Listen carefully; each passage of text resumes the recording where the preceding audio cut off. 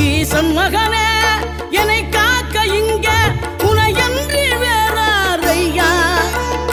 நெஞ்சார நான் நினைக்க பஞ்சாமிர்தம் கொடுக்கும் ஒரு தெய்வம் நீதானையா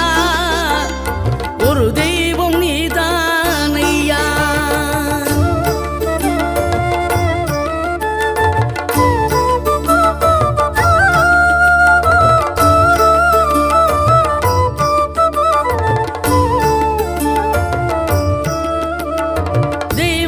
வள்ளியுடன் மணக்கோலம் கொண்டு திருப்பரம் குன்றம் வாழ்கின்றவன்